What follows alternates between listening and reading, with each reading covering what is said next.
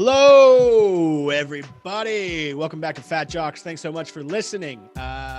Really do appreciate you guys, man. All the positive feedback on the first episode, it was good, and we're having a really good time doing the podcast. If there's anything you do want us to talk about on the podcast, feel free to hit us up, on social media or also at fatjockspod@gmail.com. That's fatjockspod@gmail.com. Yeah, man. Just truly can't appreciate you guys enough. Thanks so much. Brian, what do we got this week on the docket? This week, we go through my Week 17 picks.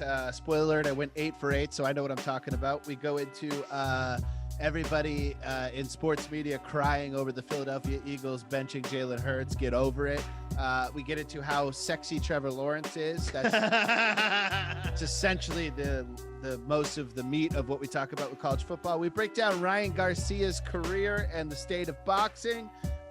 Bruce goes into his Dungeons and Dragons level rants on baseball free agency, and we ended in on a deep dive of our favorite baseball crack-spoken author, Josh Hamilton.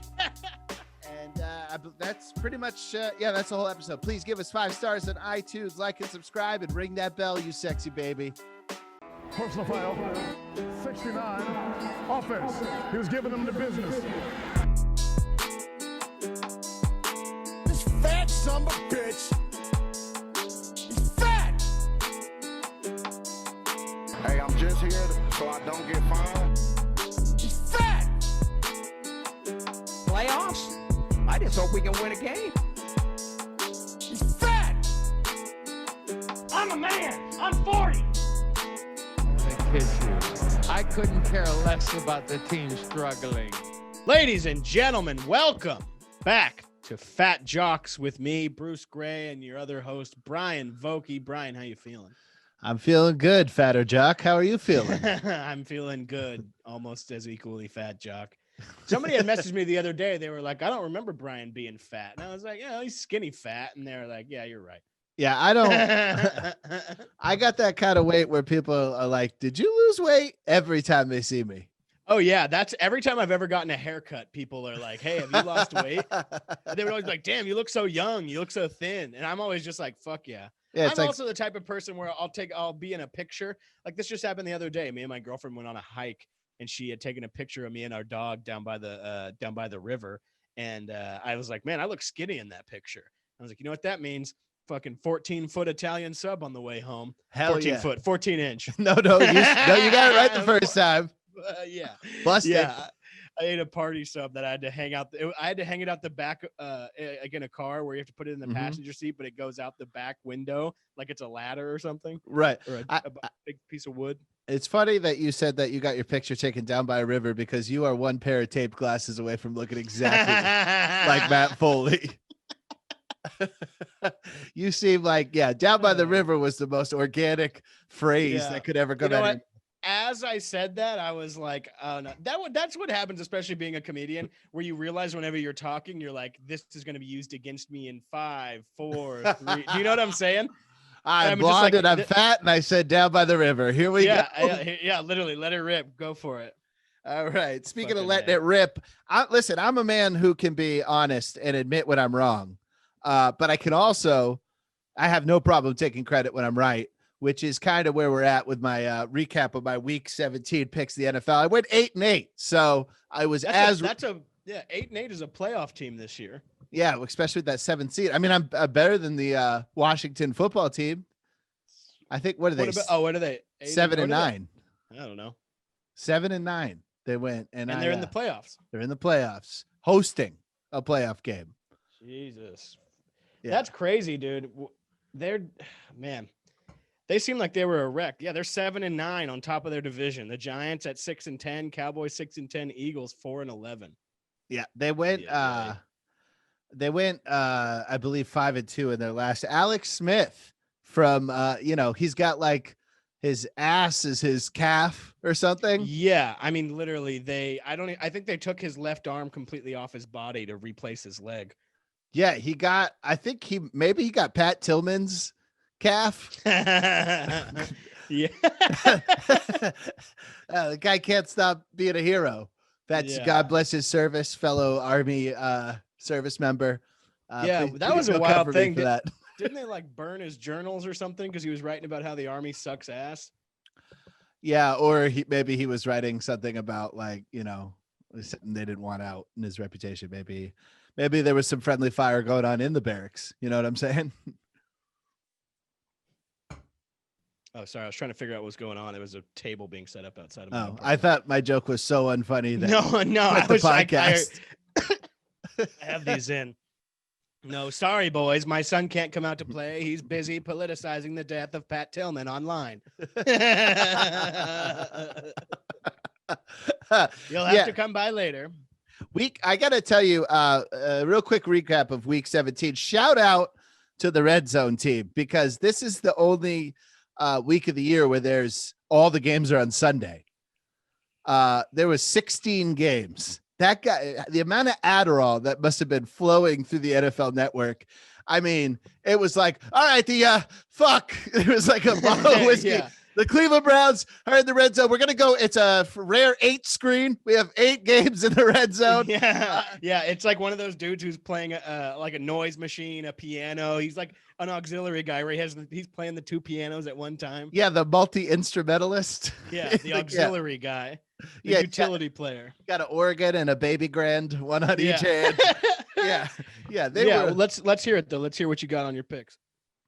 Well, I'm not going to go through all the games. I'm just going to say I was 8-8. So what I'm saying, guys, is I'm just letting you know that I was 8-8. If you were betting money on what I was saying, at worst, you would have broke even. So next, if anybody was using your picks to bet money, they are a lost cause.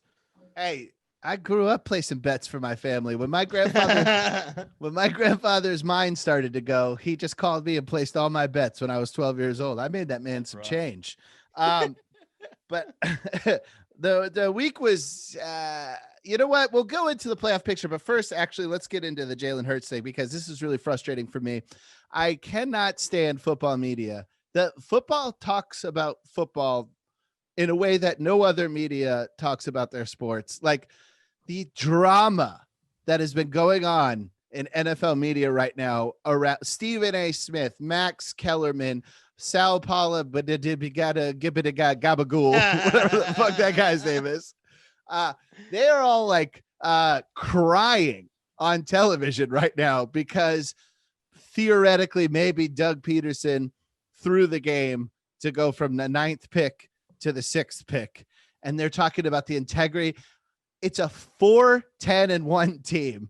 And they're talking about the whole NFC East was already a disgrace to the NFL. So there's no way putting Jalen Hurts on the bench and the only reason it was such a big deal is because it knocked the Giants potentially out of the playoffs. And that's a huge media market. And everybody, the NFL knows that they want New York in the playoffs. And all that I know is I just don't know enough about this, but all I know is I saw the thing where Jalen Hurts was on the sideline and you could see him mouthing, "This isn't right."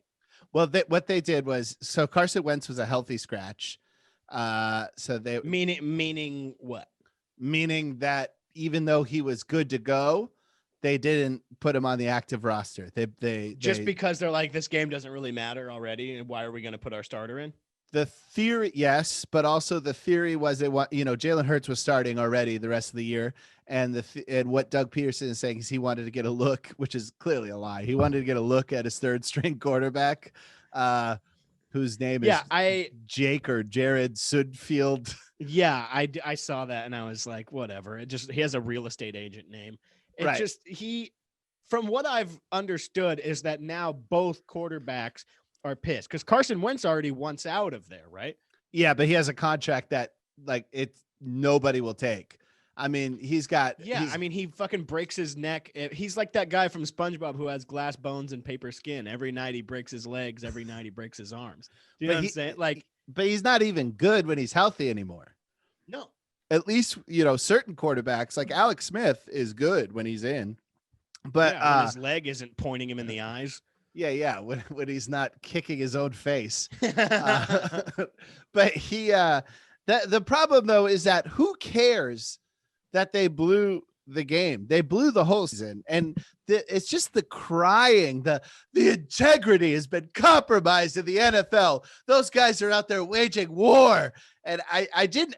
And also, we're going into the playoffs. Why are we talking about the team that's Eagles? not going to be there? Yeah, it's such a. Fuck 'em. It's carrying the story, but I have a theory. I have a secret theory. I think the media is really upset because I think they wanted to, they every week a reporter slips up with the Washington football team. And I think they wanted them out of the playoffs so that they didn't have to say the name on accident. Accidentally say Redskins. Yeah. Because it happened every game you watch. You're like, and it's 1st and 10 for the Redskins. I mean, the Washington football team, you know, it was going to happen.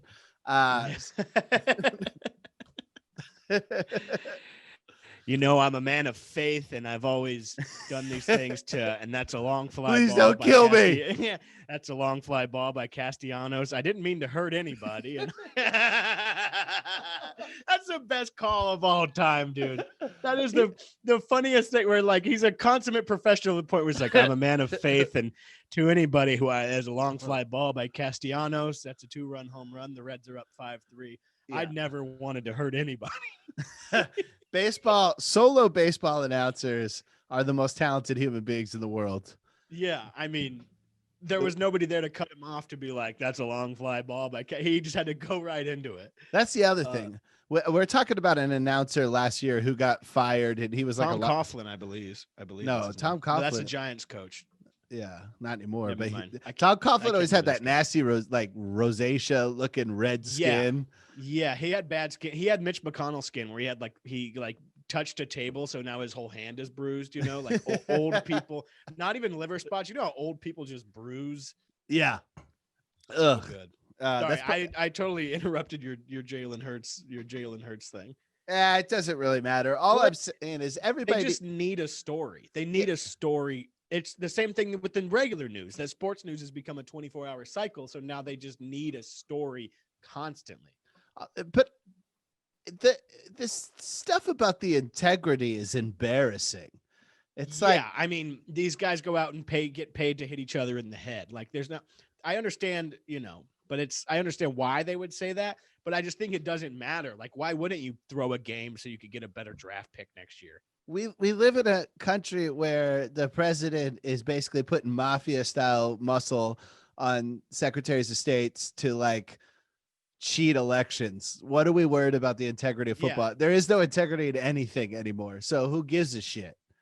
I don't know. I hate when people take it a little too serious. Like, and they're, the benching of Jalen Hurts somehow is like on par with like the Nixon tapes or something. Yeah. And I don't, I mean, because Carson Wentz is not going to be the guy in Philadelphia going forward. Jalen Hurts is going to be the guy. Correct? No, Suitfield is. He's great. Yeah. So he's just, so yeah, I've smoked some blunts dipped in some Suitfield before. Dude, the fucking, the Ravens had like some guy named like, I don't even know what that. There was some quarterbacks. There was a guy named Wolford for the Rams. Like, it was like, are we watching the XFL today? What's going on? Yeah, I mean, that always happens in week 17 though, where it's like kind of just a bunch of, especially teams who know either there's the like kind of both ends, where they're the teams that know that nothing's going to happen, kind of just putting some guys out there, letting it rip, and then the teams who are going to playoffs in like a 1 seed who are just throwing guys out there to get the game over with. Yeah, I just don't understand why they feel like they need to create a story that's not a story when the playoffs are coming up. But I will say this, the extra, do you know how the playoffs work this year? There's an extra playoff team. So there's an extra playoff team and only one team gets a bye per. So the Chiefs and the Why Packers, do you think that is? It's not like they played less games. I think they're just trying to squeeze out as much games as possible. They're going just because all the teams are losing so much money. Yeah, probably for more, but I don't think I guess it would just be more advertising money because it's not attendance money. But next year they're going to 17 games. They've been trying to do that for a while. Yeah, it starts next year. One less preseason, one more, which is just I think 16 is fine. I mean, it's like all the Are they going to be paying the players more? Because that was the whole deal. It's like, why would I get paid the same amount for 17 games and I'm getting paid for 16 games? I don't know the deal behind that. I find it hard to really pay attention to collective bargaining agreements. Yeah, and to make sure that Yeah. Carson Wentz is getting 90 million instead of 89 million or whatever. I could care. You know that I love off the field stuff, but I can't even get into collective bargaining. Yeah. So the playoffs this year there's one bye for each conference. It's the Packers and the Chiefs, and then everybody else is playing on Saturday and Sunday. And I don't think we need the extra game because it made a boring game on each side. Yeah. Like the Steelers Browns game, if it's anything like what happened in week 17, it's going to be an eye scratcher. It's going to suck ass basically. And then the Saints and the Bears are good. And the Seahawks and the Rams. A lot of the games suck. I got to say the first round games. Well, it's kind of the same thing they did in MLB where they added that extra round, and most of those extra rounds were shit. You know what I'm saying? But some of the best baseball ever is that one game play in. Oh yeah, I love the one game play-in, but they did an extra best 2 out of 3 round. It's Oakland every single year versus somebody. Every Oakland is in every one game playoff that happens. Yeah. Somehow the Oakland will find their way into like the Royals Twins game. It'll be Royals versus Twins versus A's somehow. Yeah. They're always there. They're adrenaline junkies, dude. Yeah. The A's are always almost good. Do you know what I'm saying? Yeah, they just need to spend. They're always like, oh yeah, we're missing one piece, and like, you're gonna get that piece. They're like, no, and we're gonna continue playing in the field from the Sandlot. So we'll see you guys next year. Also, we're still gonna inexplicably use an elephant as our logo. Which nobody understands. Also, have you ever seen how big the baseball looks on the elephant's trunk? Yeah. Like if you were to make that a real life baseball, it'd be the size of a wrecking ball. Yeah, but the elephant's just like balancing it and doing whatever. Yeah. It's all the A's. I like the A's overall. They are just one of the most infuriating teams ever. Because like I talked about last week, analytical baseball is a bunch of fucking bull honky. Plus their field like becomes swamped with human shit every now and then. Yeah, it's literally just. I mean, it's San Francisco. It's Oakland. They're just in the winter. They just have a bunch of homeless people living on the field and shitting everywhere. Yeah, well, you could argue that some of them are on the team too. Yeah, some of them. Well, even if they're making $500,000 a year, they're going to be homeless in San Francisco. All right, first week picks for first playoff week: Saints, Bears. Who gives a shit? I'm Saints for sure.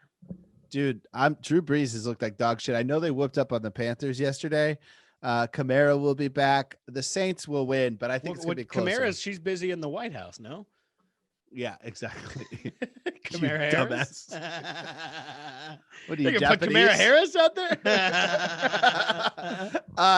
I'll say this. I think that I think the Bears beat the Saints, and then I think the Bears are they're gonna franchise Mitch Trubisky because of this shit, and then they're gonna end up in a Carson Wentz, Kirk Cousins, Matt Ryan type of situation where they're paying a guy a ton of money because he did something once.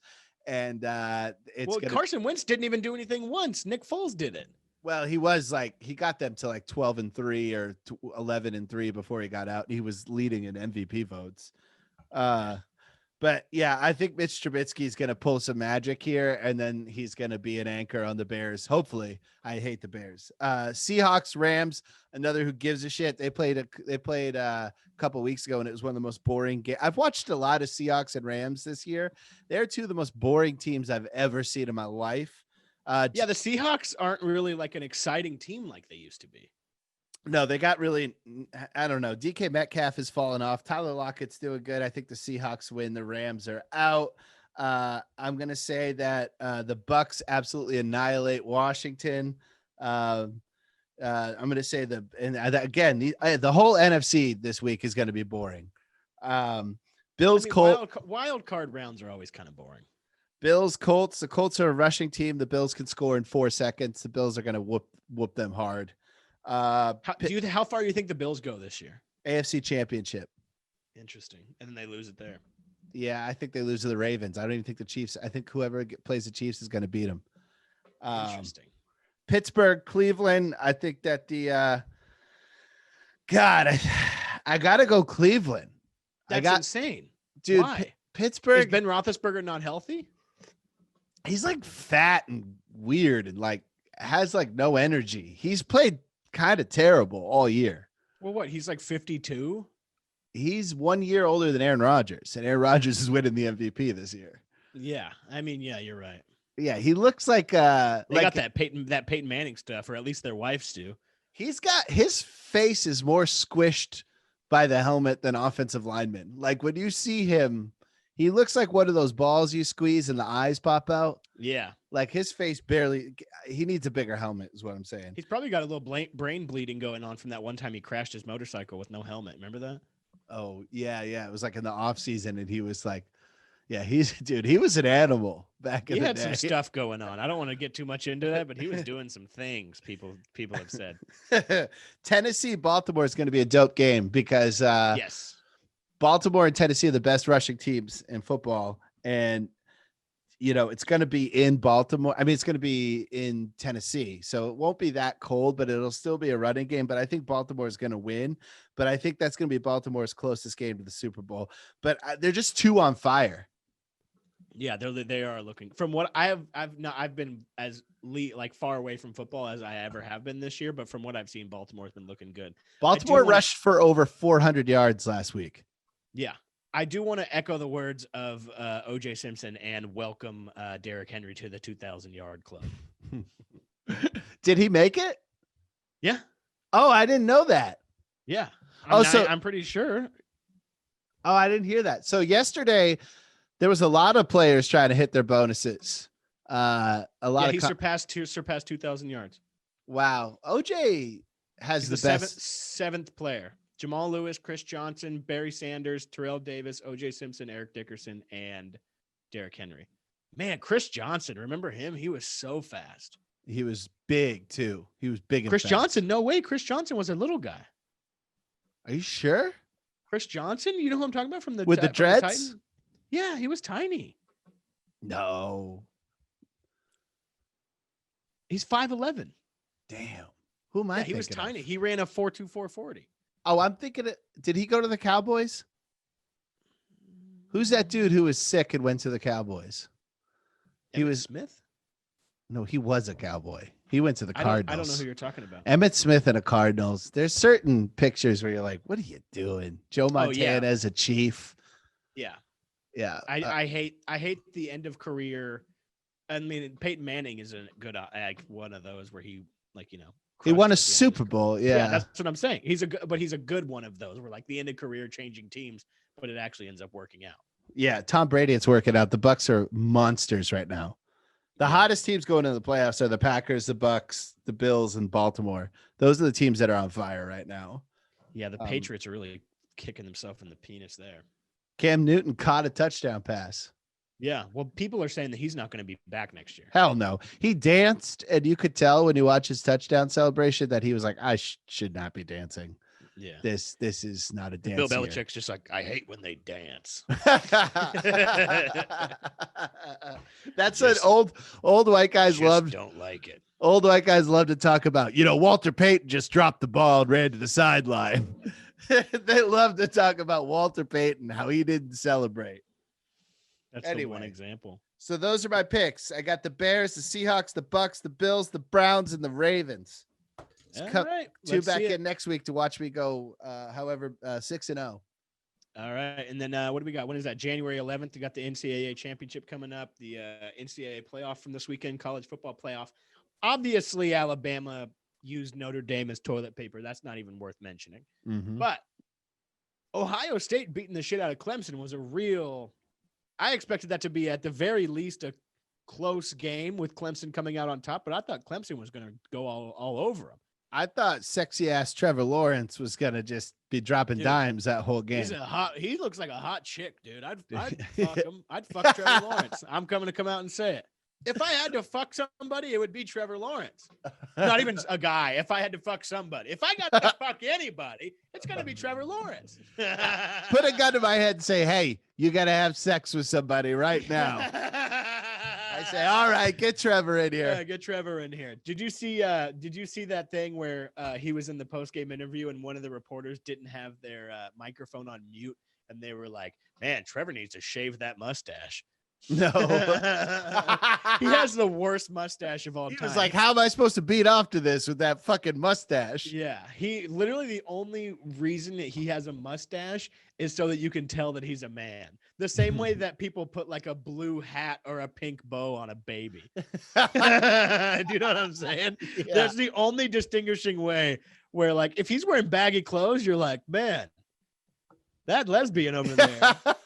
Oh man, I bet I could turn her. Yeah. Yeah. If he was a lesbian, he'd be an inline skater. Roller derby. Yeah. No, I'm talking about inline skating with the big boots when you're grinding the rails and you're wearing Jinkos.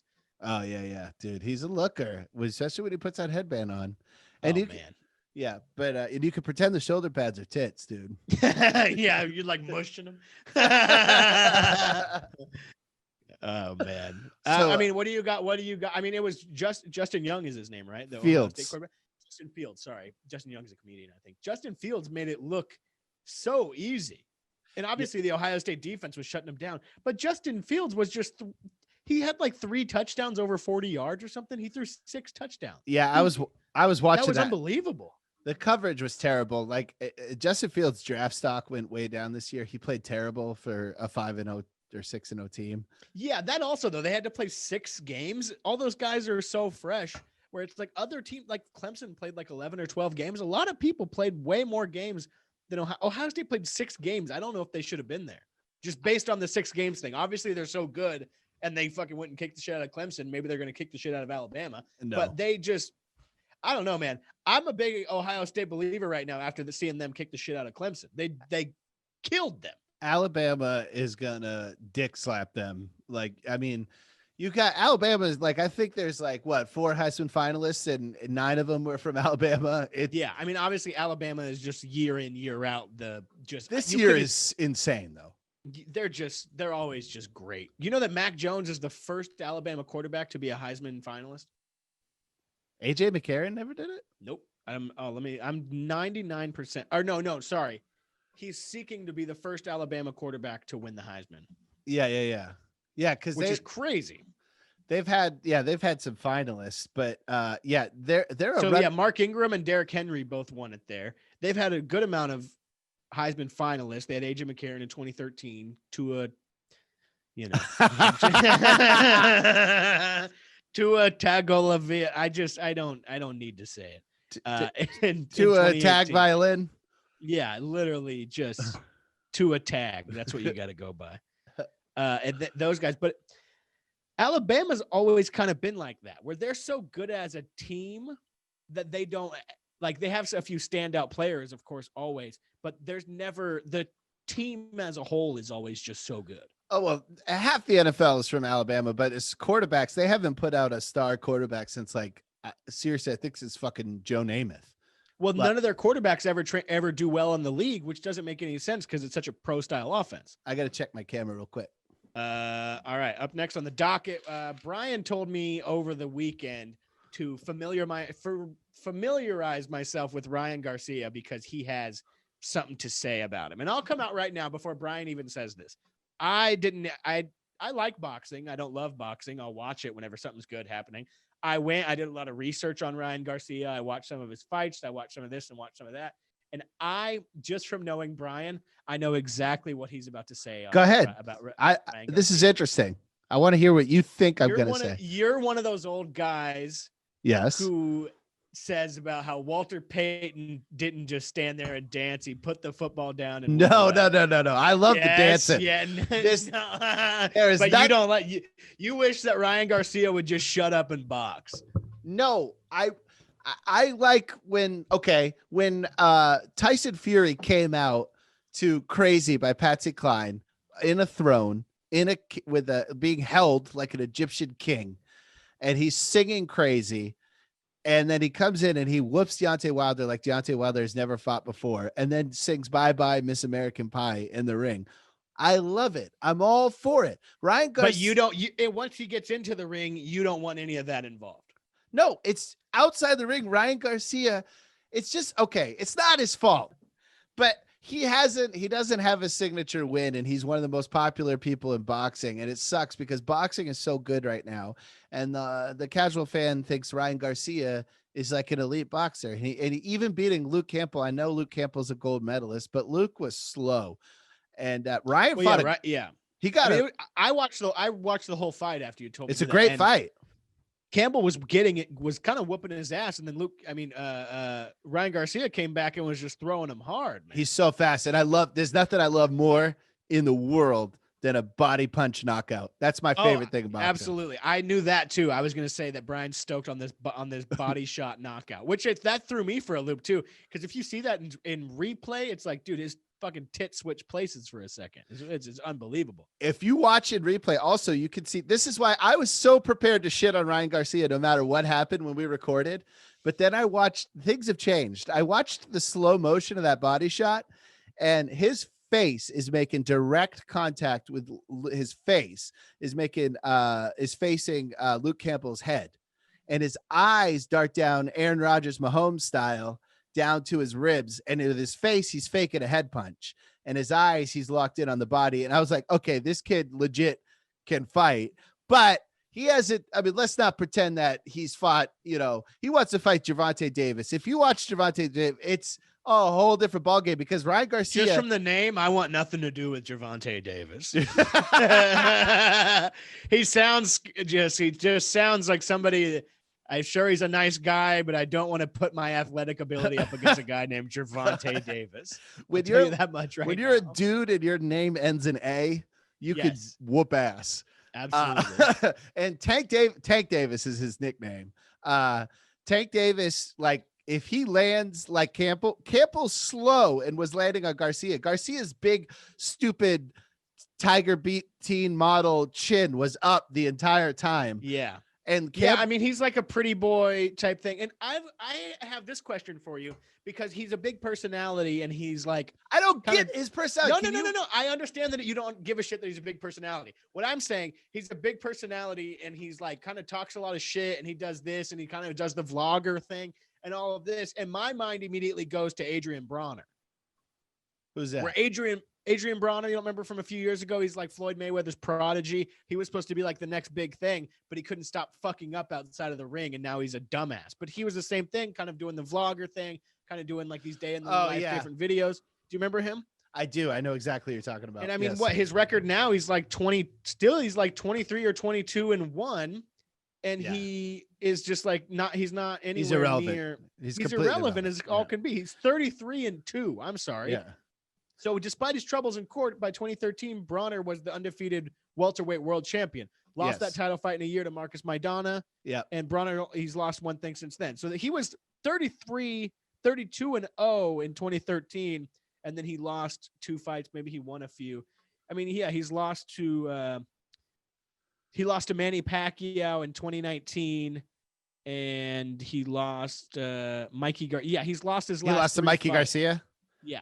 Yeah, Mikey Garcia rules. So he lost to, what the hell? Oh, that record's wrong. He lost to Marcus Maidana, Sean Porter, Mikey Garcia, and Manny Pacquiao. So those are all the top contenders in welterweight. So basically, he beat all the people you do to get a good record, and then when the rubber met the road, he got knocked out. Here's the thing about. I mean, he was distracted. He was he was fucking around doing whatever. He's a funny guy and he's cool, but that's where my mind immediately went to on Ryan Garcia. Is he's good, but can he keep his shit together enough to keep excelling, or is he going to fall into this Adrian Bronner route? Here's what I think. I don't think he's an Adrian Bronner. I think he's a serious boxer. I think he'll stay focused. I think he, like every boxer now to sell tickets, Tyson Fury, they're all vlogging. They're all like selling their personalities. Starting controversy too. Yeah. Personality is a part of boxing because you have to sell tickets, because you got guys like, there's a guy, have you heard of Shakur Stevenson? No. Yeah. See, Shakur Stevenson is one of the best boxers out there right now. He's 23 years old. He's just getting better and better. But what's his record? Do you know? He's undefeated. And he just beat the shit out of this dude. But he doesn't knock people out. He's a featherweight. He's a featherweight. Yeah, but he doesn't knock. Is Ryan Garcia a featherweight, or is he one weight class above Shakur Stevenson? He's above him, 1 or 2 maybe. Yeah. But I think that's my issue with boxing, and kind of with you. Too many weight classes. too many weight classes, but also all the big matches are always these little guys, other than like Tyson Fury stuff, where I want to see. That's why I think Mike Tyson was so popular back in the day, obviously because he was entertaining and he was this and whatever, but he was a heavyweight and he was killing people in the ring. People want to see heavyweight boxing. I don't know. I'm a nerd. Everything I'm about to say is just such a predictable, but I believe it in my bones. But first of all, heavyweight's a tough one because they hit so much harder. And that's why younger, lighter boxers are so much better boxers, because they have time to develop technique, because they can eat some punches and, they can take punches as part of their strategy. You're right. But Ryan Garcia, there's a couple things I have to say about him. First of all, it's just that he's hot. If you listen to him talk, he sounds like a hot chick. I have nothing. I mean, in his defense, he does get paid to get punched in the head. Well, apparently not, because he got knocked down by Luke Campbell, and he said unless he's lying, he said that's the first time he's ever been floored in his life, including sparring, which sounds insane to me, because it's like, dude, if Luke, that was his first time being knocked down in a professional fight. But he's claimed that it was ever. Even behind closed doors, which means, dude, you're not challenging yourself enough. Like, you need to get some better sparring partners. But I feel bad. He needs to call me and you. I feel bad. I'm trying to not be, I don't want to just talk shit on the guy. He's just a different generation. And it's just, I'm like, all right, he's just hot or something.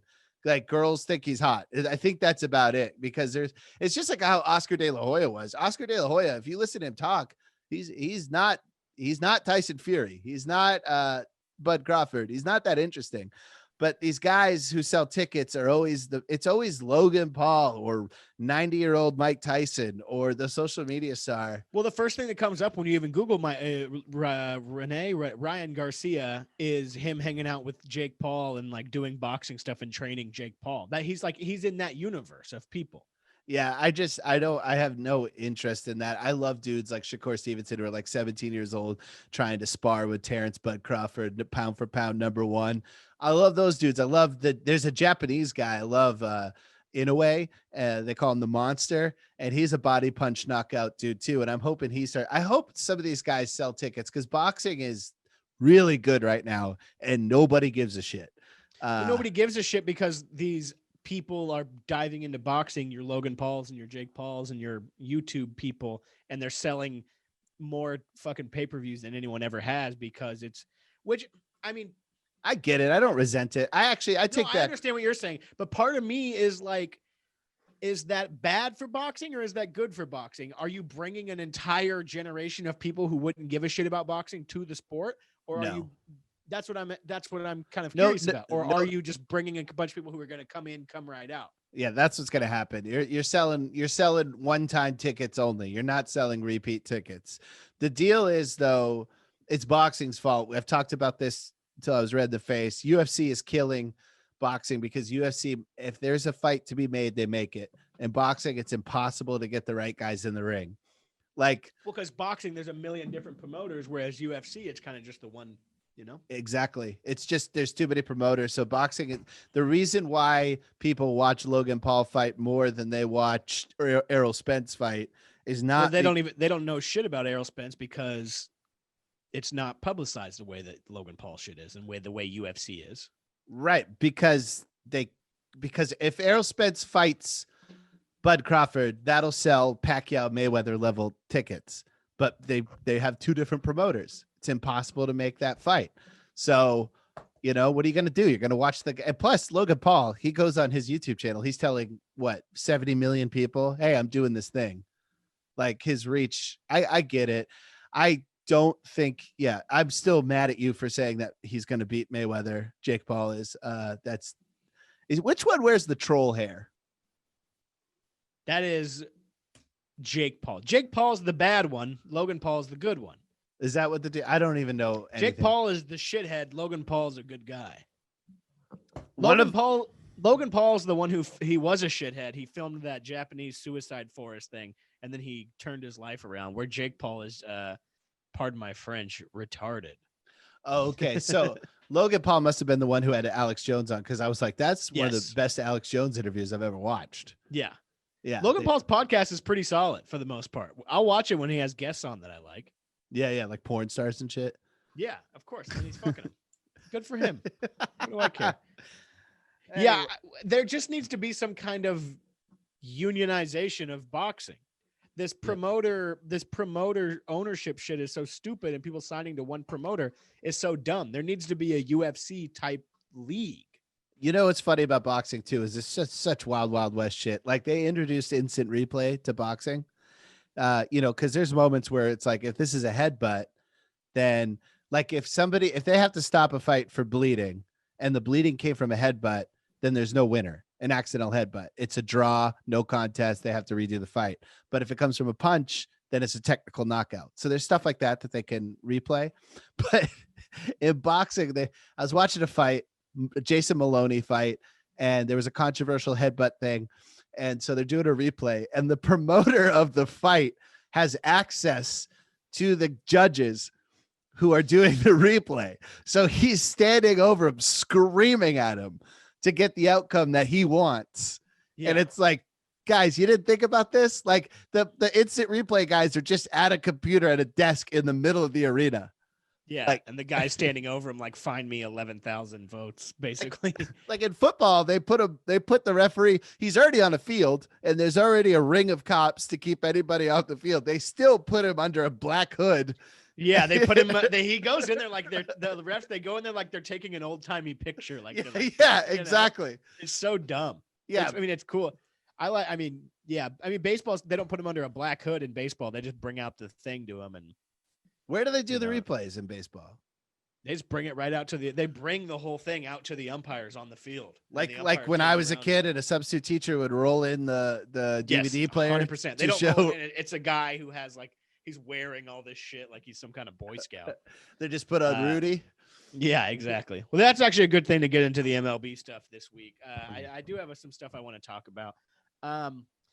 I was kind of because we were talking and I was like, it's really all just free agency stuff right now, and it's of course, any free agent, the Dodgers are always looking like the front runner to do it, but the Dodgers are right now, in my opinion, and of a lot of people's opinion, looking like the front runner to land DJ LeMahieu from the Yankees, because DJ LeMahieu and the Yankees have been fighting over that contract. DJ LeMahieu wants 5 years, the Yankees are trying to give him 4 years and aren't really budging on it, and the Yankees are kind of being like, hey.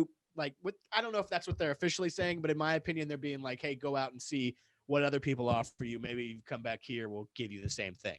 But he wants 5 years. He's 33. I understand why the Yankees wouldn't give him the 5 years and are trying to fight for the 4 years. That's not typical Yankees. Usually if you're like 59, they'll give you a 30-year contract for $4 billion. Yeah, but they have they're still paying off that Stanton contract, and they're trying to make some room for some other people right now. And he's been fighting with the Yankees. He's hit 300 in 5 of the last 6 seasons, coming off a season where he hit 364, seeking a contract that's worth $125 over 5 years from the Yankees, who keep offering him something like 4 years, $80 million. And from what I've heard, they're $25 million apart in this negotiation. It's just not working out. I don't understand why the Yankees have never been discriminate, though. They usually just throw money at people. I understand that, and I think that they're trying to kind of change their ways on that and trying to because the Yankees are a great team, but it's like, LeMahieu wants a 5-year he wants a long-term deal. He wants to get his money that he's worth. He's hit, like I said, over 300 5 of the last 6 years. Is that what I just said? He's a great infielder. He's a great hitter. He deserves that. And the Dodgers, from what people are saying, the Dodgers can easily do 4 years, $100 million, and he's 33. So, but Friedman, I can't think of what's Friedman, the Dodgers executive first name. Why can't I think of his last name? First name, Adam Friedland. No, that's the guy from Come Town. Yeah. Friedman. They're probably related. Yeah, they all are. He just said earlier in the offseason that he wants to add a right-handed bat this year, because if you think of the Dodgers lineup, other than Mookie Betts, it's Corey Seager, Max Muncy, Cody Bellinger, all these guys who are left-handed big bats. The Dodgers don't really have a lot of right-handed bats other than Mookie Betts. Is there a team ever in history that's been able to say that?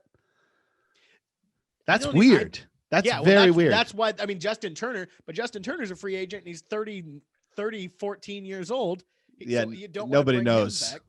Nobody knows, of course. And obviously the Dodgers, you want to be good to Justin Turner, but truly, man, I think that the Dodgers are hopefully, because I was going really hard on the Trevor Bauer stuff last week, but I don't think he's going to the Dodgers. I think the Dodgers, even though they need pitching more than fucking anybody in the entire world, I just don't see it happening right now. Him going there, I think he's going to go to the Angels or the Padres. Hopefully the Angels. And yeah, I don't know, man. I would love for the Angels to get Mike Trout at least a shot at some prime time. Absolutely. And it's like, I mean, that's kind of what I'm going to talk about next, but I don't know. He's a great fit for the Dodgers because he's a versatile defensive player. You can play second base, can play third base. Fucking Justin Turner's a 38-year-old free agent. In my mind, this is probably just wishful thinking, but I think that the Dodgers are going to sign DJ LeMahieu and put him at third base and bring Gavin Lux up to play second base because Kike Hernandez is also a free agent. He's getting older too, isn't he? He's not too old. How old is he? Can you pull that up? Do you have your laptop right there? I don't know, man. Kike, he doesn't do a lot though, does he? Like Kike is not. He's not a star, is he? He's not a star, but he's an incredible utility player. He always does well when he does well in big moments. If you look at his World Series average, it's way up there, dude. He always delivers in big moments. He's just not an everyday player. He's 29. Yeah, he's not old at all. He's going to go somewhere and probably be an everyday player where with the Dodgers, their lineup is so stacked that he's just not an everyday person. But whenever he is in there, he always delivers. Yeah. I don't know, man. If the Dodgers do sign DJ LeMahieu, I imagine they're going to re-sign Justin Turner for a year or two, leave DJ LeMahieu at second base and try to get something for Gavin Lux, who's like their top prospect right now. So you think they're just going to completely neglect pitching? They always do. Why wouldn't they? You know what I'm saying? Obviously, I want them to get Trevor Bauer. Obviously, I wanted them to make some kind of move. But is Walker Buehler their opening day pitcher next year? Absolutely. Walker Buehler's their ace right now, and they just they're not signed to anybody but Mookie Betts beyond 2023, I believe. Yeah, they have so much stuff coming up. They need to re-sign. They have to re-sign Cody Bellinger. They have to re-sign Corey Seager. They fucking Walker Buehler. All those guys. They gave fucking AJ Pollock a bunch of money for some reason. That's knows? Weird. I feel like the Yankees should just suck it up because with the Rays dismantling, I mean the Yankees, they were right there. I don't think Houston is falling off every year a little bit. They're gonna lose George Springer to the Blue Jays or the Mets. And at some point Verlander's just gotta fall off. I mean, he's the Aaron Rodgers of baseball, though. Yeah, I don't know. Also, man, as not really free agents, because I mean, DJ LeMahieu is kind of who I think is gonna end up on the Dodgers, or maybe I don't know, man. Maybe DJ LeMahieu goes to the Blue Jays or the Mets, but the Mets are looking to spend money right now because they just got a billionaire owner, and that guy has said that he's looking to like really go for it. And I love when the Mets are good. Is he like a Shaq Khan guy, the guy who owns the Jags? Like, is he like a Saudi oil guy? No, he's Steve Cohen. Oh. I can't think of what he does, but it's almost the exact opposite of Shaq Khan. I don't know, man. DJ LeMahieu is so good, and I just don't see him coming back to the Yankees. But if he leaves the Yankees, I could see the Yankees kind of going for somebody like Francisco Lindor. That would be huge. How old is Lindor's in his 20s still, right? Lindor is young. He's a free agent next year, and the Indians are kind of out of their prime of like all of that, like being good and stuff. You know what I'm saying? Like they've lost Trevor Bauer. They lost Mike Clevenger. They're kind of going to give away the whole thing. But the Indians are going to trade Francisco Lindor before opening day because it's the last year of his contract. He's going to be a free agent next year, and they know he's not staying. They've been talking about trading him forever. They know he's not staying there, and so they're going to try to get as much stuff as they can for him right now. Do you know what I'm saying? Yeah, well, I imagine they could rebuild off of a trade with him. Yeah, absolutely. He's like, there's a lot of people that are going to try to. He's a perennial MVP candidate. Yes.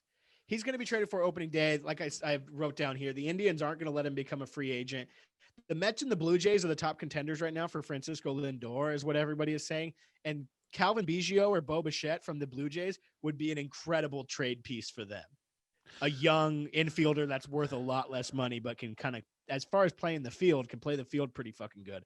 So I wouldn't be surprised. Is Bo Bichette just his last name, or is that his name Boba? No, it's Bichette. Bo Bichette. Oh, Bo. Well, that's the Blue Jays. Dante Bichette's son, Craig Biggio's son, and Vlad Jr. Obviously. Yeah. Vlad Jr. I don't know. A lot of people are saying too, though, that if the Yankees are unable to bring back DJ LeMahieu, that they're going to go for Francisco Lindor because, I mean, he's so much younger than DJ LeMahieu, and he's, like you said, just a perennial MVP candidate. It's but literally every single free agent is being linked to the Mets and Blue Jays. Obviously, every free agent's big money free agent's always listed to the linked to the Dodgers. They're always in talks, right. But the Mets and the Blue Jays are like really going into talks right now. And with any like free agent you could think of, the Mets and the Blue Jays are talking to him. Trevor Bauer, JT Realmuto, fucking George Springer, Francisco Lindor, even though he's not a free agent, like all of those guys. They're desperately trying to make the lowest rated World Series ever. Yeah. Yeah. And I don't think that a lot of people are going to want to go to the Blue Jays. That's just my guess. And there's a lot of things where I don't see the Yankees letting the Blue Jays become the AL East power. Do you know what I'm saying?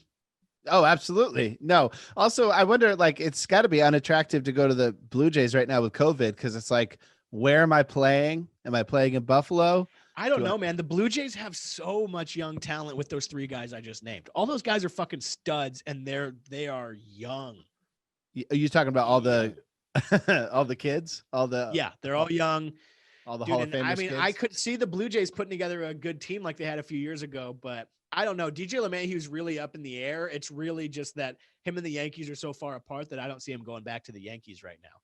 Also, dude, the Rockies are looking to trade Nolan Arenado. Another one where you could rebuild an entire organization off of a trade. Rebuild an entire organization off him, but I think that Nolan Arenado is, at the very least, he wants out of the NL West, because if this Padre stuff probably just really put like more fire in his ass to get you know what I'm saying, like to get out of the NL West. Yeah, now the Rockies are looking like a perennial third place team in the NL West. Yeah, that's what's going on in the AFC West, where you got Patrick Mahomes for the next 10, 15 years. And now all of a sudden, Justin Herbert looks like he's going to be insanely good. So it's like, why would you want to be a Raider right now? Yeah. You know? Yeah. And the only kind of downside with Nolan Arenado, even though he's worth it, he's same thing, perennial MVP candidate. The Rockies are going to want to trade him before he can opt out of his contract, which is after this next season. He can opt out of his contract, which is 8 years, $260 million. He has no trade clause, so he can refuse to go to certain teams. But the Rockies are same kind of thing with Francisco Lindor. They're going to want to get something out of Nolan Arenado before he opts out. And Nolan Arenado has already said publicly multiple times where he's not really like a big shit talker or like kind of a shit stirrer, but he's already said multiple times and has told the reporter to feel free to quote him on this. He said he feels disrespected by the Rockies. He hates the GM, Jeff Bridich. I don't know how to say his name. He's literally just said there's a lot of disrespect from people here that I don't want to be a part of. And he said, Jeff is very disrespectful. I never talk trash or anything. I play hard. I keep my mouth shut, but I can only get crossed so many times. What can you give me any example of him getting crossed? I personally do not have an example right now. I don't. I just realized right now I don't know what that is, but I think it's just kind of constantly putting him up on the trade block, and it's constantly being said that the Rockies are looking to trade him. And it makes sense for Nolan Arenado not really to go to the Angels because he's an Orange County guy. Oh, is he? Yeah, he's from Lake Forest. So it doesn't really make sense for him to go to the Angels because they just got Anthony Rendon, who's I thought was 45, but is actually like 31. Is he 31 in Cuban years or real 31? I don't know, but he's great. I mean, he's a great player. I personally think they overpaid for him just because he did so good that one season where the Nationals won the World Series. Yeah. But the Angels seemingly, to me, look like a team right now who are trying to build up a team with Joe Madden, with Anthony Rendon, obviously with Mike Trout being paid $100 million every second, whatever they paid him. I don't know, man. The Rockies are just looking like a perennial third place team in the NL West for the next 5 years. So I think that the likelihood of Nolan Arenado going to the Dodgers and the Mets, probably not the Blue Jays, even though Vlad Guerrero is playing more first base than third base. I don't know. Dodgers and Mets are seeming to make the most sense if they don't bring back Justin Turner. And because, I mean, that's been in talks forever, the Dodgers and Nolan Arenado. So who knows what's going to happen there, man. Dude, I don't know. I just feel like the Dodgers are going to have to land one big piece this offseason. I just don't know if Nolan Arenado at what is that fucking – that's a lot of money. 8 years, $260 million. Resetting again. It'll be fine. I just don't see Nolan Arenado being a Mike Trout type player who seems to have, like Mike Trout, pledged total allegiance to the Angels, whether they're good, whether they're bad, and kind of, I don't know. I think that baseball is about to turn into this thing of big time superstar teams the way that basketball has a little bit, where I think that people are done playing for a shit team year in and year out. I don't see superstars, at least. In a league that doesn't have a salary cap, that should have happened forever ago. Yeah. There's not a salary cap, but there's a luxury tax. So after a certain amount of payroll, you have to start paying a lot more taxes. Yeah, but it's usually nothing to, maybe now it's nothing to these guys with no attendance. Maybe that is something, but yeah, MLB lost $3.2 billion this year as a whole. But I do think that, wow, that's a crazy number. All the teams put together. But baseball, to build a super team is really difficult because, like in basketball, you just need 3 guys. Yeah, no, you're right. But in baseball, it's always has to be a mix of farm system plus building people up. Like that Astros team from like 3-4 years ago, that was one of the most, that's as close as I've ever seen to a like perfect super team. Yeah. And that was a mix of both. Same thing with the Dodgers this year. It's a little bit of cheating sprinkled in. Yeah. You have to cheat a little bit. I was kind of the same thing with the Dodgers this year, where the Dodgers are a perfect mix of like farm team and whatever else. But then, you also get lucky with people like Max Muncy, who 3.5-4 years ago was fucking working, cutting down trees with his brother-in-law. And then they got called back to the major leagues after being out of the league and starts fucking blasting. That's good for the swing. Good. Yeah. Chucky's just cutting down trees. Yeah. I don't know, man.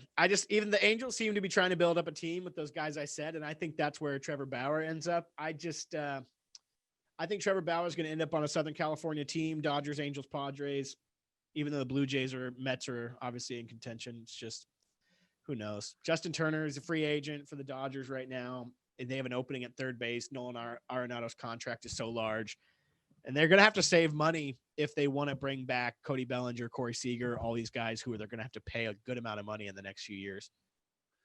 I don't know, man. You're a DJ. Where do you go? I'm DJ LeMahieu. Yeah. Oh, I go to the Dodgers if they're offering enough. What about Nolan? Where do you go? Same. I go to the team that I can win now. Yeah. Like DJ's looking for money. Nolan Arenado has his dough. He can go wherever he wants, and he's going to have that same contract. You know what I'm saying? Yeah. He's worth every nickel he gets paid. Oh, of course. Absolutely. Yeah. That's interesting. I hate that we haven't, the Red Sox just aren't even trying. Yeah, that's what I was kind of wanting to talk to you about that a little bit, even though we're kind of running long, is that the Red Sox seem like they got to be ready to make a move here in a little while. They're just kind of floundering. Why would you do that? They're probably over in Japan looking for the next bus that they could pay $500 million to. Yeah. Apparently, man, people are saying that who knows what's going to happen with Trevor Bauer right now, because apparently he wants Garrett Cole money, but only wants a 4 or 5 year deal. So he wants dude, he's great. He wants like $35 million a year for 4 or 5 years so that he can go do whatever he wants in a few years. Yeah, dude, he's going to go full David Wells. Yeah, I love it, dude. He's going to cut the shins off his uniform and play cut off shorts. Yeah, who knows, man. The Mets, dude, it's just interesting whenever you hear about the Mets being in contention. Same with the Blue Jays, where the Mets have this billionaire owner, and he's talking about the Mets' future like he's ready to spend some money, put a team together. Every free agent, like I said, is being linked to the Mets, and every player who's in trade talks right now, Nolan Arenado, Francisco Lindor, are also linked to the Mets. I don't understand why Larry David or Jerry Seinfeld doesn't buy the Mets. They're billionaires. Yeah, and they love the both Mets. Are big Mets fans. Yeah. Aaron Rodgers owns a piece of the Bucks. Hell yeah. The Bucks, the Milwaukee Bucks? Yeah. Well, let's wrap this show up. We'll get out of here on our closing segment. Each week we do a scouting report, which is a Fat Jock style deep dive into an athlete of interest. This week, Bruce, who do we have? We have Josh Hamilton of baseball and drug use fame. Yeah, dude. How familiar are you with Josh Hamilton? I feel like I've talked to you a lot about Josh Hamilton because I truly do love the guy. I feel like you've told me a lot about Josh Hamilton, because one thing you've done to me is that I think you've only read 2 books in your life. I think you read a Josh Hamilton book, and I think you've read a book on Charlie Manson, because those are my guys. You have told me everything there is to know about Charlie Manson and Josh Hamilton. And I got to tell you, there's some crossover. I'm not going to lie. Yeah, no, there really is. Josh Hamilton's book, I can't recommend enough, even if you don't like baseball, because it's a fucking real, like, it's just wild. And he does the audiobook, and there's this part in the audiobook that's about, it probably happens about 10 times, where he's like, and there I was, spun out on crack on the trailer of a floor of a trailer. And I knew right then I was a long way from being Josh Hamilton, the baseball player. And he always says, I knew right then I was a long way from being Josh Hamilton, the baseball player. And it's great. I just wonder, quick, how many times his editor had to come up with like a thesaurus version of spun out? There I was, dicked up on crack. Dicked up on dick down. And I knew right then. Now, Josh Hamilton, just off the top of the thing, size 19 shoe. Well, you know what that means. He's packing it, buddy. He's probably all shriveled up from years of crack use. $4 million out of high school on his contract. In his scouting report from all the MLB scouts, this is damn near impossible. I couldn't find a list of people who have got this, but people say on scouting reports in high school, your rank, what they give you out of 80 points, it's almost impossible to get an 80. I couldn't find people who have gotten an 80 before, but Josh Hamilton, by pretty much all accounts, was an 80 out of 80 prospect. Jesus Christ. People were saying he was the best prospect since A-Rod, and they don't even know since then. Got to the minor leagues, failed 5 drug tests, 2 full season suspensions, and was banned from the MLB. Went from, what's up? Banned, how long was that ban? It was a indefinite ban, Josh Gordon style, and then he was reinstated by Bud Selig. Nice. 5 failed drug tests. That's a lot. Went from sleeping on an air mattress in a batting cage in Florida, where a guy let him work in exchange for letting him use the facilities, to playing in the MLB in 6 months whenever he was on drugs.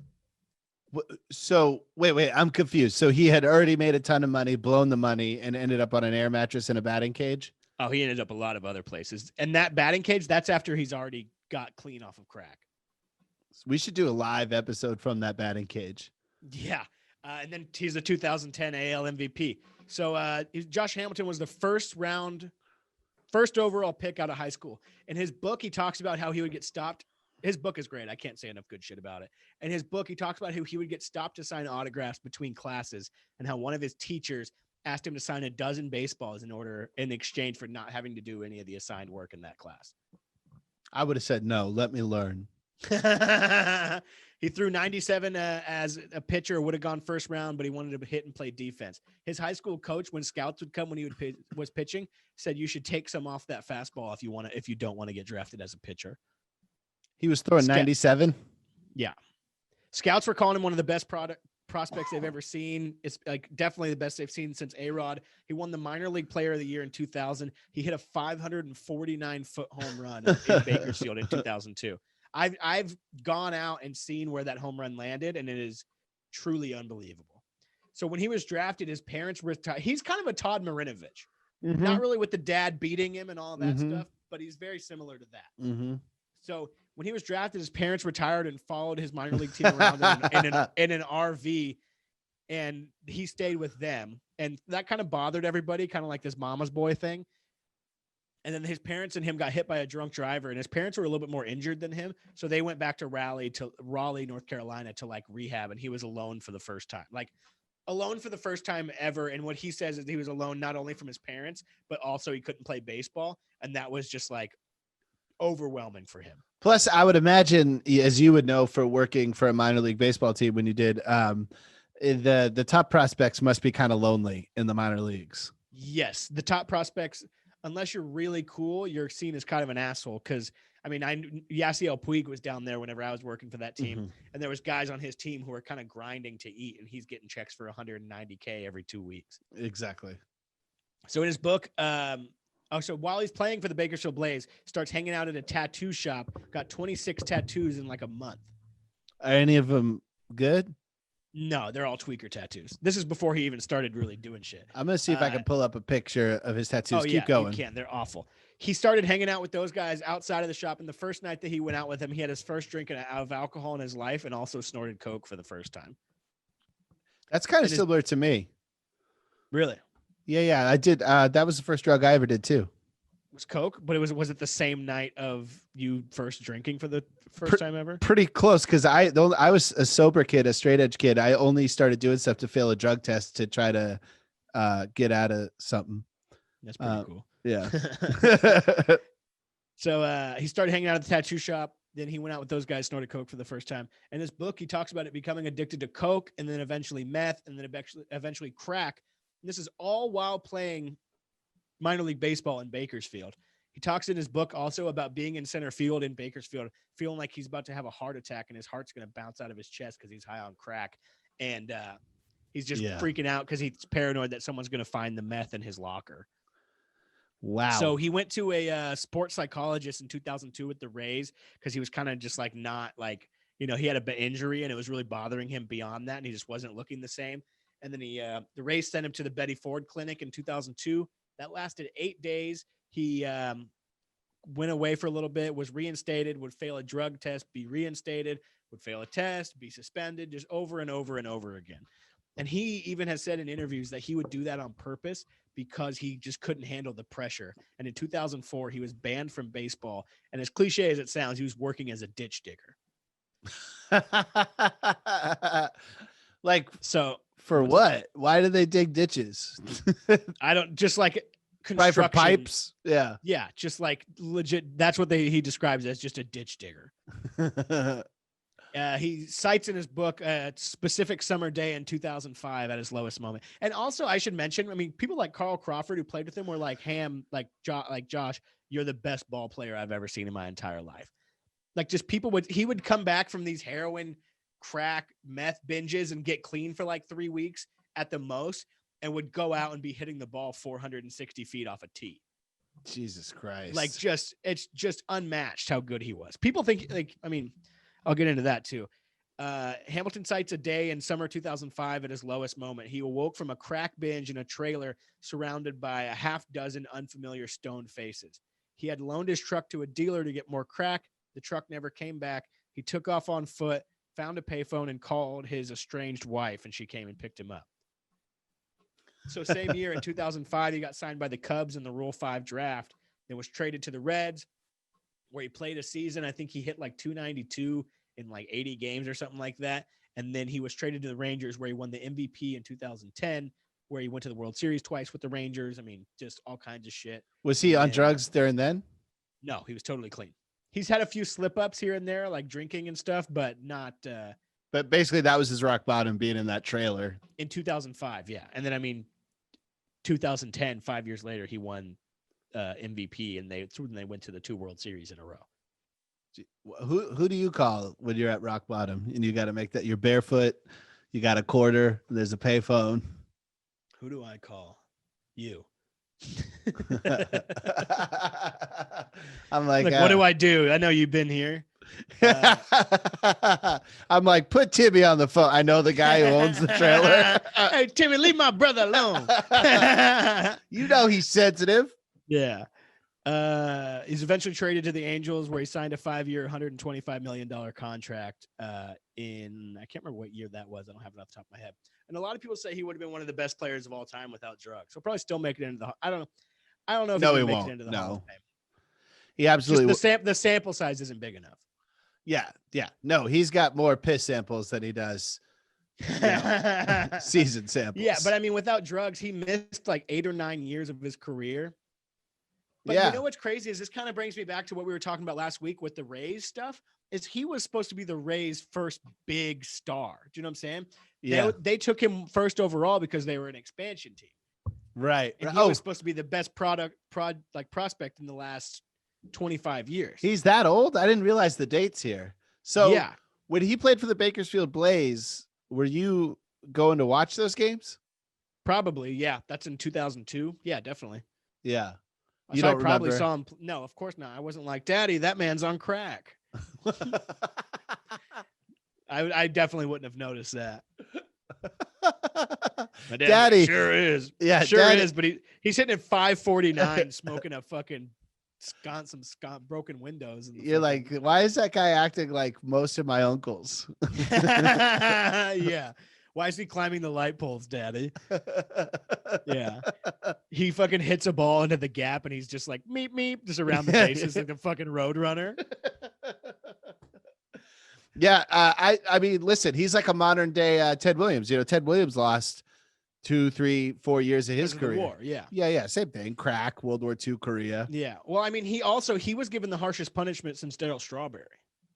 Damn, Darryl Strawberry. Those stories, I'd love to get Darryl Strawberry on the podcast. Oh, of course. It's incredible. Because Josh Hamilton's hanging out with rednecks. Like Darryl Strawberry's partying with like Charlie Murphy and like mafiosos and yeah. And now Josh Hamilton's a Christian, so boring. It really is I bet Darryl Strawberry was a Christian through all of it. Oh, of course. How do you have the last name Strawberry?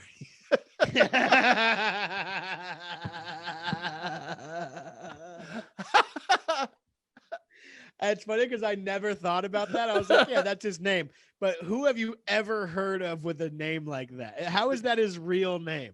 Darryl Strawberry. Yeah, I mean, there's Eli Apple. Is that his name? There's a cornerback in the NFL. I think he's on the Saints now. His last name's Apple. Seems more reasonable of a fruit to be named after. Strawberry's out there. That is really funny. Yeah, I mean, it is kind of unbelievable. Yeah, Bucky Passion Fruit. He's true. He went to Crenshaw High School. Strawberry? Yeah. Oh, hey, that's my brother. Hey, that's my brother Strawberry. He's from the Crenshaw Strawberries? Yeah. Oh, Crenshaw Strawberries. That sounds like one of those teams from a league of their own. The Crenshaw Strawberries, Georgia Peaches. So funny. All right. Well, let's wrap up, man. It was a great app. We can't wait to, we'll see you guys next week and every Thursday after that for the rest of your life. Brian, any parting words? Nope, not at all. Guys, thank you for listening. Awesome. Thank you so much. Personal foul, 69, offense. He was giving them the business. This fat son of a bitch. He's fat. Hey, I'm just here so I don't get fined. He's fat. Playoffs? I just hope we can win a game. He's fat. I'm a man. I'm 40. I couldn't care less about the team struggling.